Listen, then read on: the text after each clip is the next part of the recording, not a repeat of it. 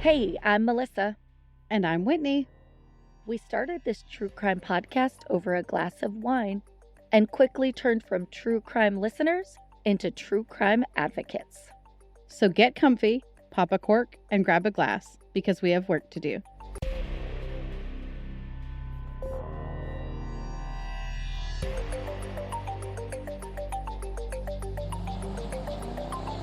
This is Cults, Crimes, and Cabernet. Some content may be unsuitable for sensitive listeners. Discretion is advised. Happy Monday. Happy Monday, and welcome to spring break week for us, at least. I know everyone kind of does it differently. Yeah, I think a lot of people's are a lot of different states are this week. So that's pretty exciting.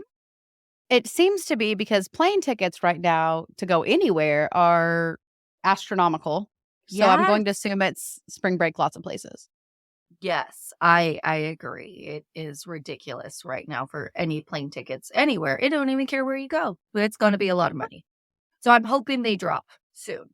Me too. Thankful, though, that it is spring break because daylight savings time being yesterday, hope we were able to get that extra hour of sleep that we lost.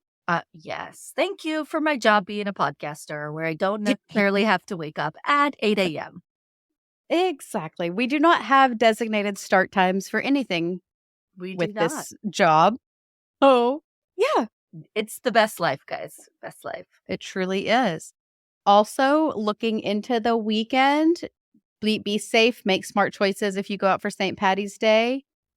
Drink your green beer if you want, but know that sometimes that comes with repercussions. So be smart, be safe.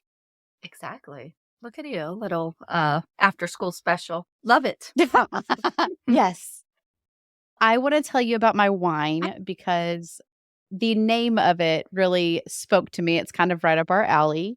It is called Empathy Wine. Oh, I've never heard of this. It's a new one for me as well.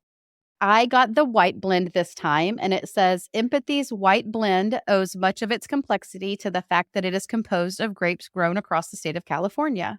With a brilliant pale yellow color, this white blend gives bright stone fruit and tropical aromas with a delicate orange blossom background. The palate is medium in weight with notes of lemon curd and Bartlett pear with balanced acidity and just enough sweetness to round out the finish. Oh my gosh. My mouth is watering for some white blend wine now.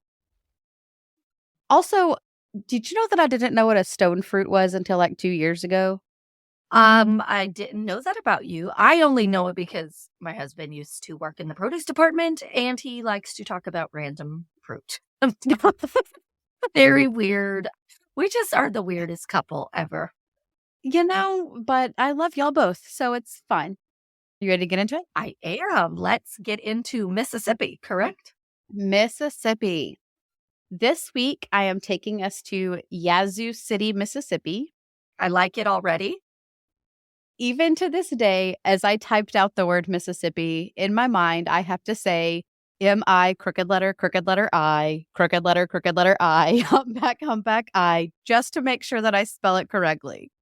So if that doesn't say something about the power of mnemonic devices, I really don't know what does. Because it's been about 20 years since I've learned that little trick. It's the best one, though. I swear it's the best one. Actually, it's probably been closer to 30 years once I do the math. I was older than 15 when I learned that, or younger than 15 when I learned how to spell Mississippi. I'm about to graduate high school. It's time I learned this song. Clearly, math wasn't my strong suit when I was young, and to this day. Spelling Mississippi was your strong suit. It was. Yazoo is named after the Yazoo River and is located just 46 miles north of Jackson. In 2010, there were just over 11,000 people that lived there, and as you can imagine, this smaller town hasn't updated their Wikipedia page with the 2020 census numbers just yet. Oh my gosh, most towns are updated by now.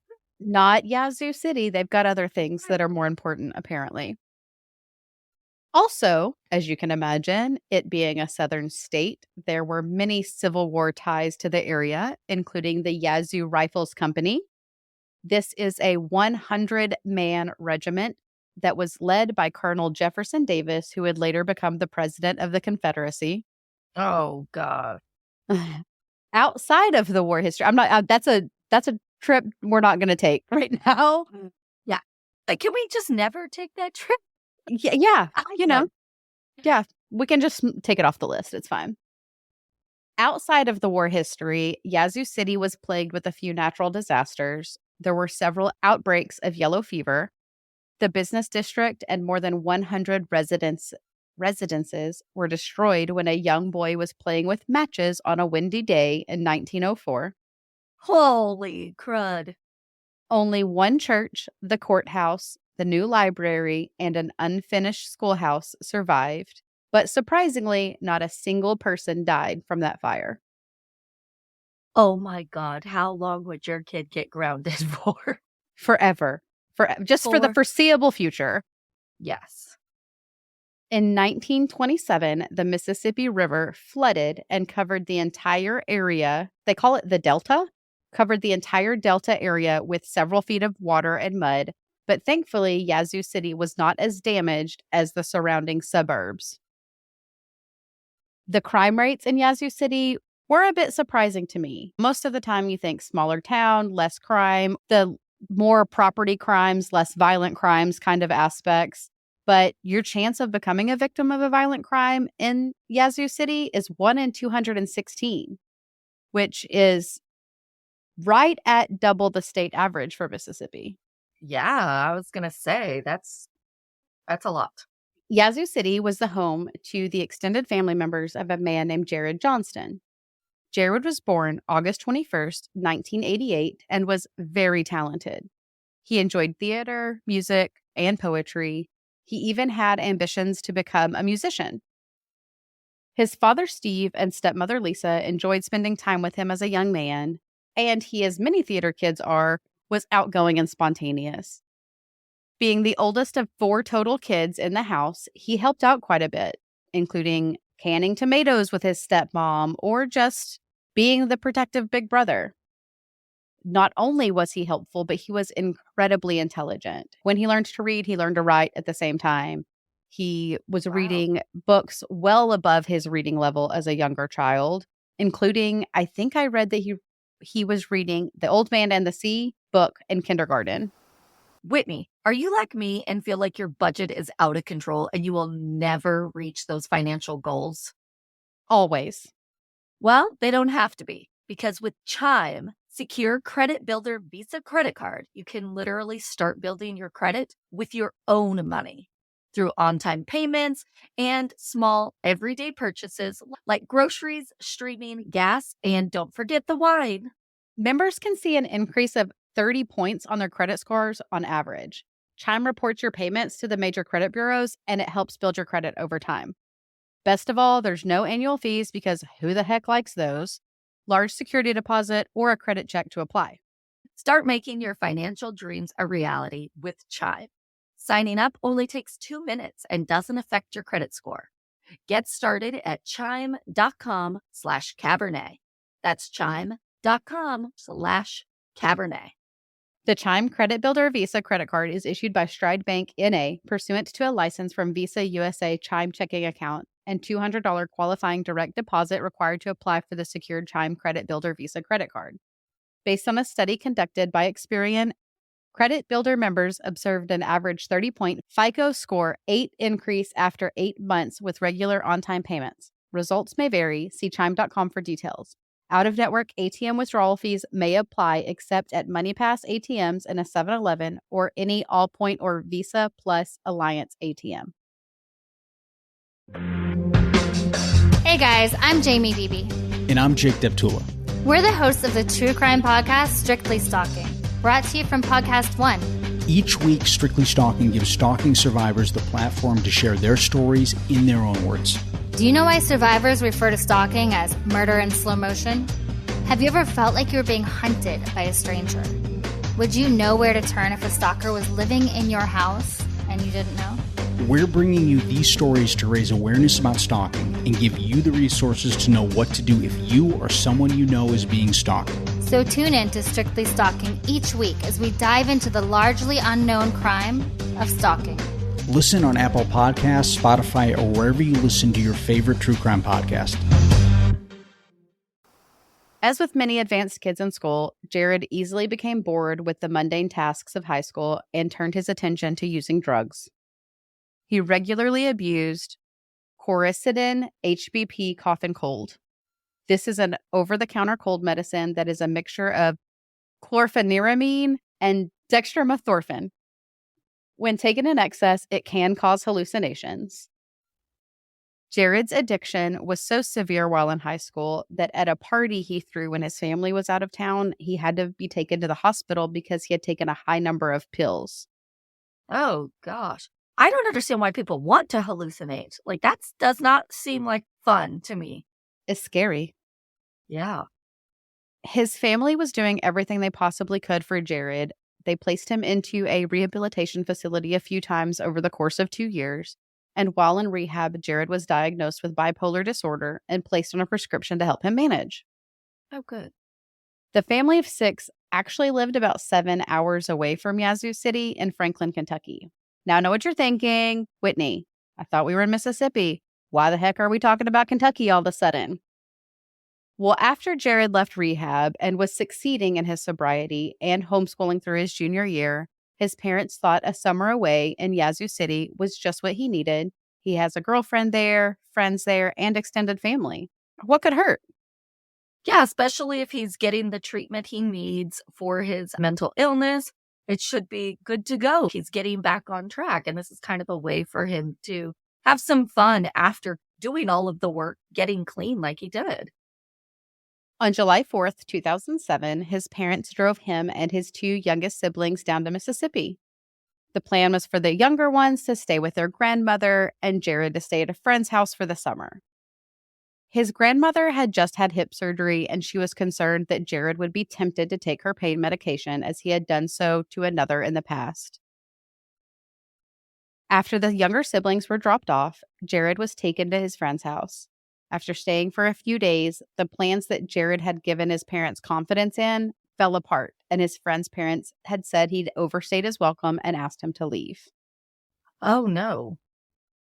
The friend's parents did, though, give him a ride to his grandmother's house on July 7th, 2007. Once he arrived, his grandmother was not exactly happy that he was there and that he had not made the concrete plans that he had said he did. She felt slighted by him. An argument ensued, and his grandmother had told Jarrod that she had no option but to call his parents to pick him up and take him back to Kentucky because he was not going to stay with her. Having no other option and not wanting to return to Kentucky yet, Jarrod gathered his belongings and left in a rage around 3 o'clock in the afternoon.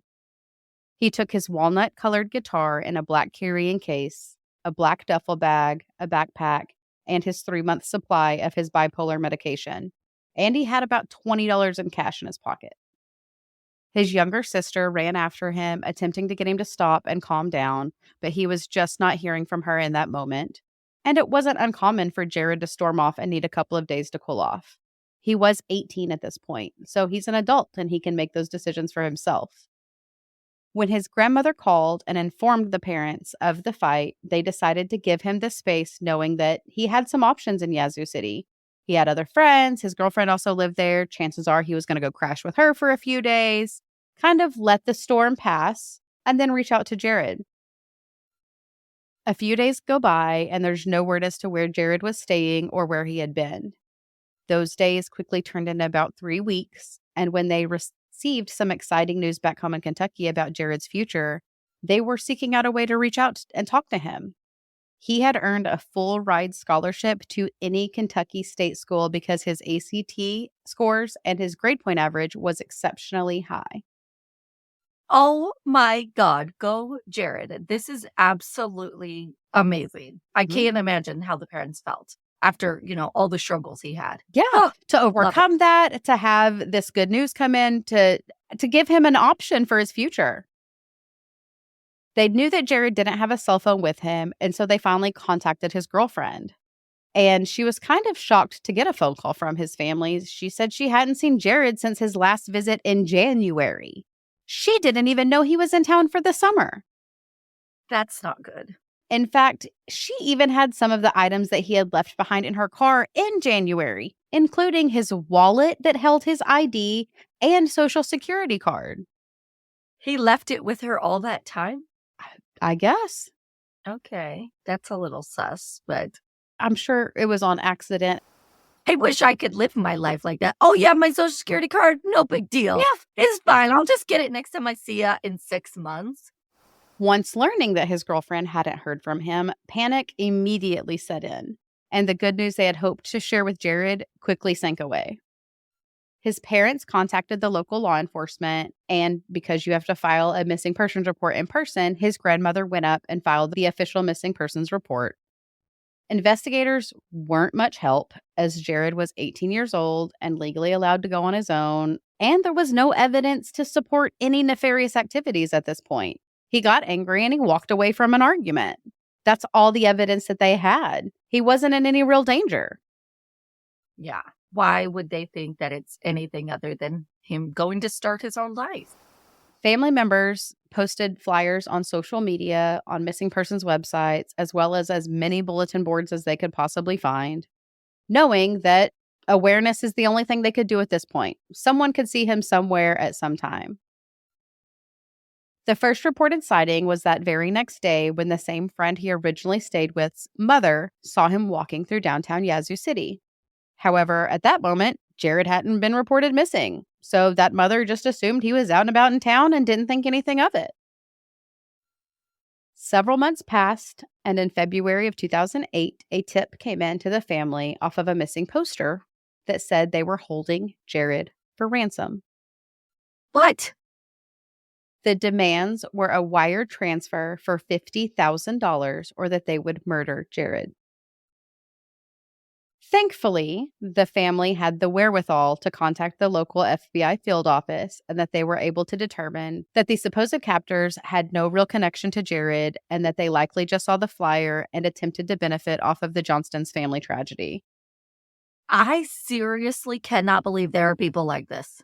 The fact that people want to extort off of this tragedy, it blows my mind every single time I hear of these. Same.